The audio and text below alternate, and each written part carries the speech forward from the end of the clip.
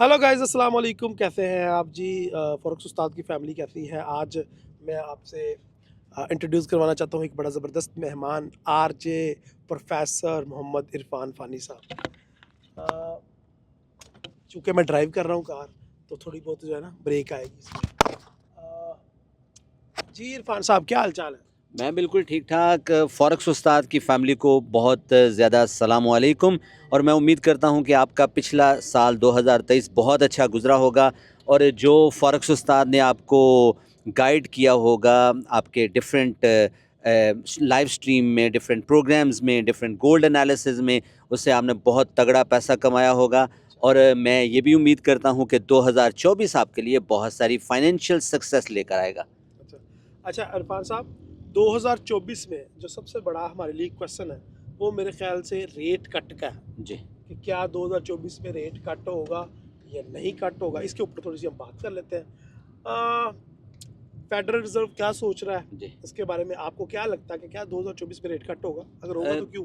अभी जेरोम पावल की जो उसने एक इशारे दिए हैं, उसने अपनी कमेंट्री में ये कहा कि हम 3 से 4 दफ़ा रेट को कट कर सकते हैं और मुझे यूँ लगता है राहिल भाई कि ये 3 से 4 दफ़ा की बजाय 5-6 दफ़ा रेट कट होने जा रहा है और मेरी ये भी एनालिसिस है, मैं ये सोचता हूँ कि शायद इस दफ़ा की जो मीटिंग है, उसमें जो 4 जनवरी को होगी उसमें रेट पॉज़ करेंगे वो। आप क्या कहते हैं इसके बारे में? 4 जनवरी में इरफान साहब, बिल्कुल सही फरमाया आपने। ऐसे ही लग रहा है, ऐसे ही कुछ चीज़ें, जो चीज़ें सामने हैं, ऑन द ग्राउंड रियलिटी है, वो तो ऐसे ही बता रही है कि रेट पॉज ही होगा।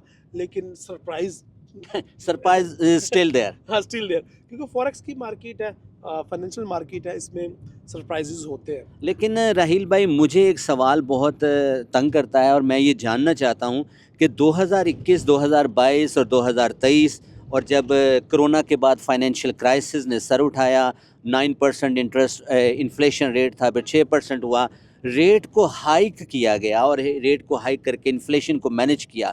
अब जब रेट मैनेज हो गया और अब 2.8% तक इन्फ्लेशन रेट है और अब क्या ज़रूरत पड़ जाती है एक इकोनॉमिक सिस्टम को कि फिर वो रेट को पॉज़ करते हैं और फिर रेट को कट करते हैं? इसके बारे में आप कुछ बताइएगा।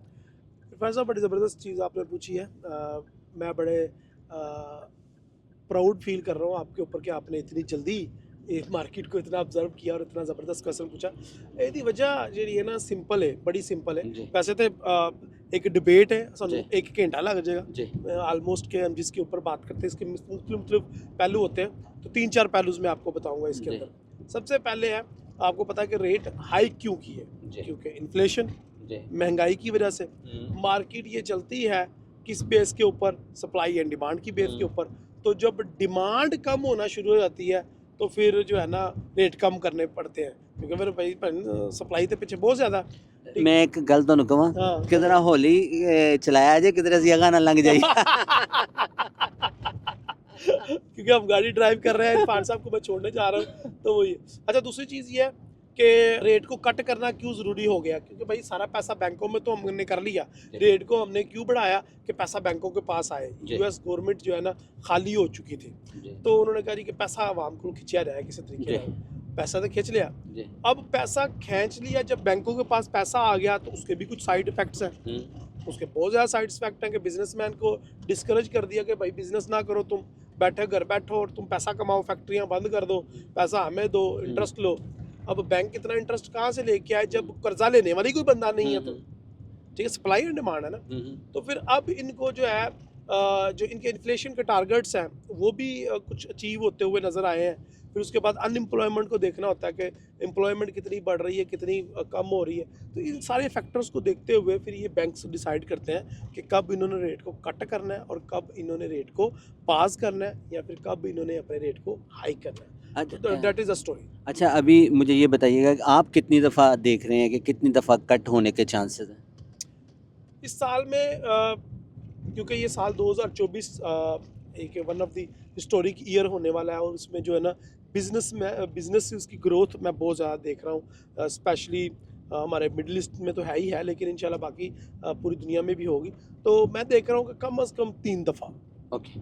अच्छा राहील भाई, मुझे यूँ लगता है कि रेट कट करने की आपने जो एक रीज़न बताई है वो बहुत इम्पॉर्टेंट है, लेकिन एक जब आप सीपीआई को और इन्फ्लेशन को मैनेज करते हैं, उसके साथ कहीं न कहीं आपका जो कॉस्ट ऑफ डेट का ग्राफ है या कॉस्ट ऑफ बोरोइंग का ग्राफ है वो ऊपर बढ़ना शुरू हो जाता है। ऐसे ही। जब आप रेट को हाइक करते हैं, इन्फ्लेशन तो मैनेज होती है, लेकिन उसके साथ आपकी कॉस्ट ऑफ बोरोइंग बढ़ रही होती है। बढ़ रही है। तो अब जब कॉस्ट ऑफ बारविंग बढ़ रही है, 34.2 ट्रिलियन डॉलर का जो डेट इस पर हमारी यूएस गवर्नमेंट पर है, और उसका एक बबल क्रिएट होता है, उसकी इंटरेस्ट पेमेंट उसने देनी होती है, उसकी वजह से बड़े प्रॉब्लम्स होते हैं। तो उसको मैनेज करने के लिए रेट को कट करना पड़ता है ताकि कॉस्ट ऑफ डेट को मैनेज किया जाए। क्या मैं इस बात को सही समझा? बिल्कुल सही समझे आप, ये इसका भी रोल है। मैंने आपको जिस तरह पहले ही बताया कि हम अगर 1 घंटा भी बैठ के डिस्कशन करते रहे ना, इसके मुख्तलिफ अलग अलग पहलुओं को जायज़ा लेते रहे,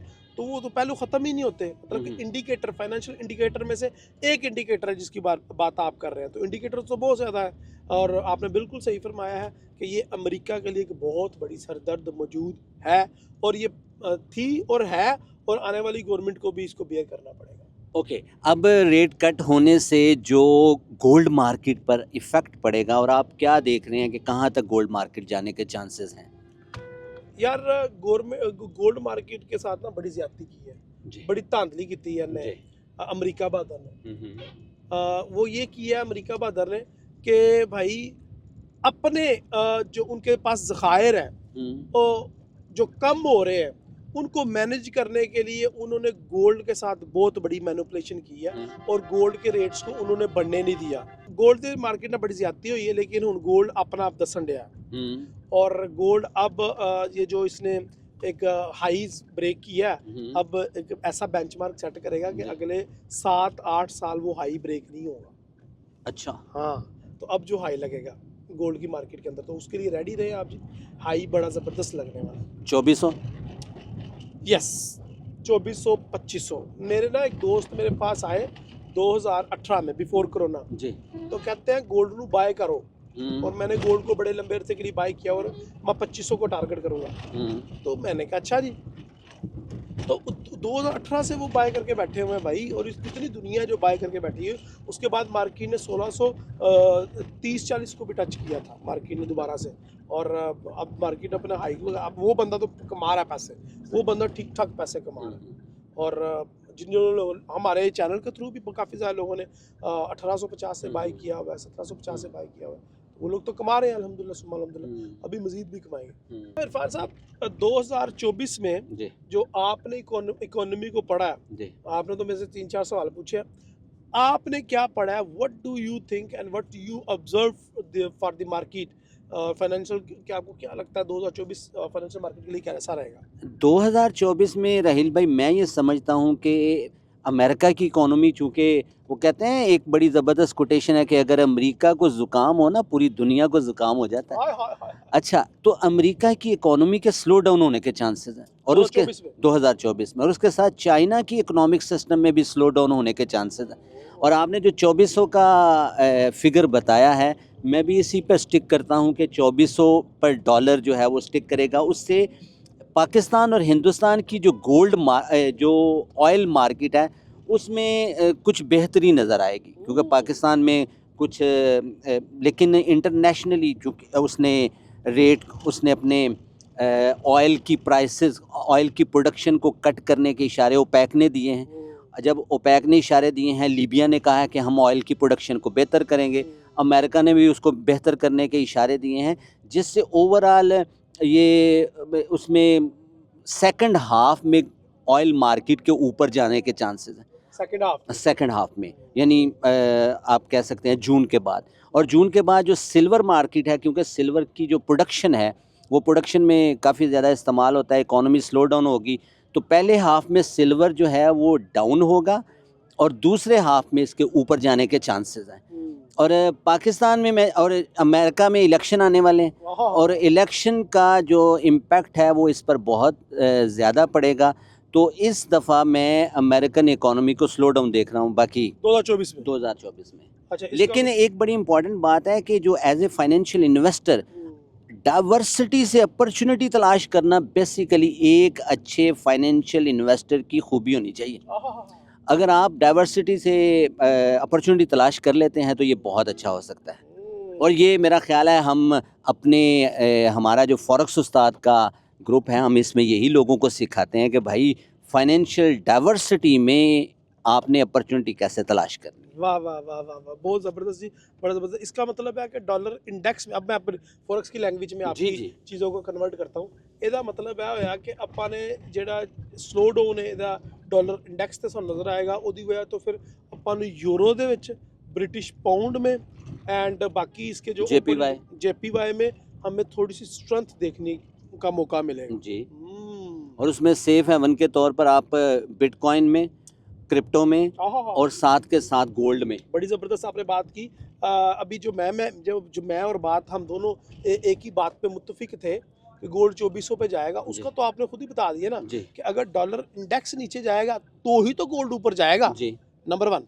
नंबर 2, जब हम यूरो को अपसाइड पे देख रहे हैं, जब हम ब्रिटिश पाउंड को अपसाइड पे देख रहे हैं, डेट मीन डॉलर इंडेक्स को नीचे जाता हुआ देख रहे हैं, और जब आपने बोला कि ऑयल को आप अपसाइड पे जाता हुआ देख रहे हैं, तो डेट मीन कि हम डॉलर इंडेक्स को नीचे जाता हुआ देख रहे हैं। तो ये सारी चीज़ें आपकी इशारा करिए। अच्छा, इसमें बड़ी ज़बरदस्त एक अपॉर्चुनिटी आपने बता दी लोगों को। एक और, जिस तरह हमारे दोस्त उबैद कहता है, उबैद राजपूत कहता है कि ये जो साल 2024 है ये बिटकॉइन का ईयर है। ये जो 2024 और 25 ये बिटकॉइन के ईयर्स हैं, ठीक है। तो वो ये उबैद कहता है, तो आपकी बातों से भी प्रूफ हो गया कि अगर डॉलर इंडेक्स यानी कि अमेरिका बहादुर अगर स्लो होता है तो उसका डायरेक्टली फ़ायदा बिटकॉइन को, यूरो को, ब्रिटिश पाउंड को, यूरोपियन यूनियन को, कैनेडियन को, ठीक है, और जापानीज येन को, इन सबको होगा ना। तो फिर जाहिर है फिर आपके लिए भाई अपॉर्चुनिटीज ही अपॉर्चुनिटी है। इस वीडियो के माध्यम से आपको इरफान साहब ने कितनी ज़बरदस्त चीज़ बता दी। मैं तो कह रहा हूँ कि उनको फ़ायदा हो ना हो, एज एन इन्वेस्टर आपको अपॉर्चुनिटी मिल जाएगी। वाह जी वाह। हाँ, ऐसे ही क्योंकि ये मार्केट डाउन आएगी तो आप नीचे से बाय करोगे ना। तो अभी जो यूरो है बहुत अच्छी प्राइसेस पे है, अभी जो सिल्वर है वो बड़ी अच्छी प्राइसेस पे है, अभी जो नेचुरल गैस है वो फ्री मिल रहा है, यानी कि $10 की चीज़ ਤੁਹਾਨੂੰ $2 ਚ ਲੱਭਣ ਰਹੀ है सर जी। $10 की चीज़ है वो $2 में मिल रही है। तो नेचुरल गैस पे बड़ी अच्छी मूव है। इसके अलावा ब्रिटिश पाउंड बड़ा गिरा हुआ है, उसको आप बाय कर सकते हैं। USD JPY अपने पीक पे है, उसमें सेल की अपॉर्चुनिटी तलाश की जा सकती है। इसके अलावा यू नेम इट यार, काफ़ी ज़्यादा पेयर्स हैं जिनके अंदर हमें, जिस तरह के बिटकॉइन अगर इस टाइम 42,000 पे खड़ा है, तो मैं देख रहा हूँ कि अगर ये कहीं ना कहीं 25 या 36,000 की रेंज में आता है ना, तो ये हमारे लिए एक बड़ी बेनिफिशरी प्राइस होगी, जहाँ से हम इसको लॉन्ग टर्म के लिए बाय कर सकते हैं 2024 के लिए, 2025 के लिए, क्योंकि 2 साल का साइकिल है बिटकॉइन का पंप रहने का। तो आप इसमें बाय करो और पैसा बनाओ। तो अपॉर्चुनिटीज़ तो ऑलवेज देयर जी। ओके गाइज, आपको आज की हमारी ट्रैवल व्लॉग छोटा सा कैसा लगा? प्रोफेसर इरफान फानी साहब के साथ कमेंट में अपनी राय का इजहार करें। क्या इस तरह के और व्लॉग्स आप हमारी पर्सनल चिट चैट के देखना चाहते हो या नहीं देखना चाहते? इसके बारे में, इस टाइम गाड़ी में फुल अंधेरा है और रात के आज 1 जनवरी 2024 है जब मैं ये वीडियो बना रहा हूँ। तो रात का जो है वो तकरीबन 7-8 का टाइम है। तो रात के अंधेरे में हमारे कैमरे का रिजल्ट कैसा है, हमारे माइक की क्वालिटी कैसी है, स्पेशली आज इरफान साहब को आज आपने देखा तो इनके चांद जैसे मुखड़े पे भी आप कमेंट कर सकते हैं। तो अपनी राय का इजहार करें, अपनी दुआ में याद रखें। अगली वीडियो तक के लिए इजाज़त दें। अल्लाह हाफिज़। अल्लाह हाफिज़। Bye bye.